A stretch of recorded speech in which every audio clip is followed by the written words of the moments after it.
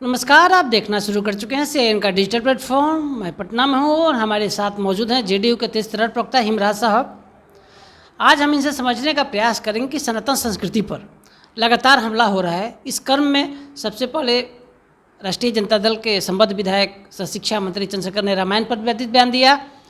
अभी दशहरा पूजा बहुत धूमधाम से पूरे बिहार ने मनाया। लालू प्रसाद यादव के घर में भी बहुत ही धूमधाम से पूजा हुई। आपके राष्ट्रीय जनता दल के एलआई पार्टनर हैं। दूसरी तरफ आरजेडी के ही एमएलए फतेह बहादुर ने माता दुर्गा पर बड़ा भी विवादित बयान दे दिया है।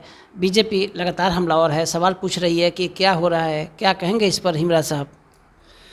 देखिए, जदयू का साफ मानना है कि भारतीय संविधान में हम विश्वास करते हैं और भारतीय संविधान में धर्मनिरपेक्षता की बात कही गई है।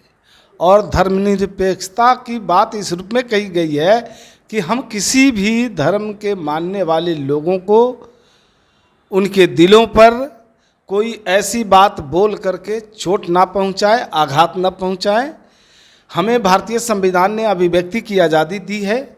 अभिव्यक्ति की आज़ादी का मतलब ये नहीं होता है कि हम ऐसी भाषा, ऐसे वचन का प्रयोग करें जो किसी के लिए नुकसानदेह हो, किसी के भावना को ठेस पहुंचाए। और जहाँ तक माननीय विधायक जी का जो ये बयान आया, तो इस बयान से हम सहमत नहीं हैं। मेरी समझ से ऐसे बयान नहीं दिए जाने चाहिए, क्योंकि ऐसे बयान को आप अपने मन मुताबिक कोई भी धर्म मानने के लिए स्वतंत्र हैं। किसी भी धर्म की बात आप कर सकते हैं, धर्म को मान सकते हैं, उस धर्म के प्रति आप अपना आचरण स्वभाव कर सकते हैं, लेकिन कोई दूसरे के ऊपर कोई ऐसा कटाक्ष, कोई ऐसा भाषा का प्रयोग ना करे जो उनके भावना को ठेस पहुंचाए। तो आपको क्या लगता है हिमराज साहब, आपने भी बड़े लंबे समय तक राजनीति की है, रामायण के बाद अब दुर्गा विवाद, चुनाव 24 चुनाव को ध्यान में रखते हुए ऐसी तो रणनीति नहीं तैयार की जा रही है कि जिससे बीजेपी के साथ लड़ा जा सके और तुष्टीकरण की राजनीति की जा सके? देखिए, नीतीश कुमार जी ऐसे शख्स हैं जो सभी धर्मों का समान रूप से आदर करते हैं, और ये हमारी पार्टी का उसूल है कि हम सभी धर्मों का समान रूप से आदर करेंगे, सबका सम्मान करेंगे।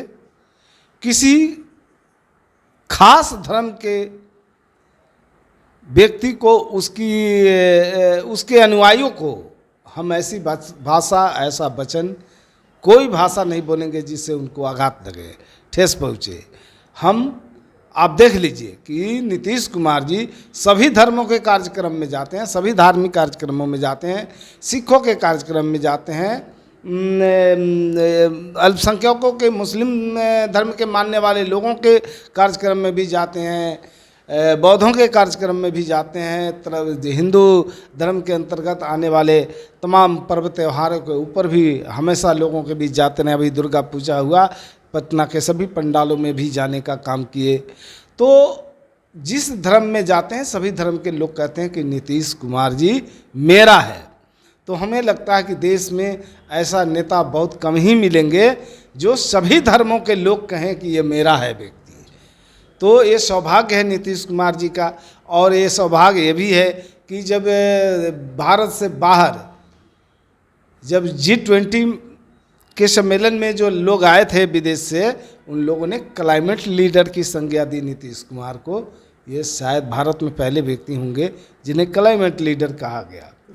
तो इस तरह से हमारे नेता निश्चित रूप से जो भारत में धर्मनिरपेक्षता की बात कही है संविधान में, उस समय धर्मनिरपेक्षता की भावना को पूरी तरह से आदर करते हैं और सभी गुण नीतीश कुमार जी में रग रग में भरा हुआ है। तो आप सुन रहे थे जेडीयू के तेज तर्रार प्रवक्ता हिमराज राम को। साफ जेडीयू का क्लियर कट स्टैंड है कि भारत में अभिव्यक्ति की आज़ादी है। इसका मतलब यह नहीं है कि किसी भी धर्म को आप टारगेट कर सकते हैं, बोल सकते हैं, कुछ भी बोल सकते हैं।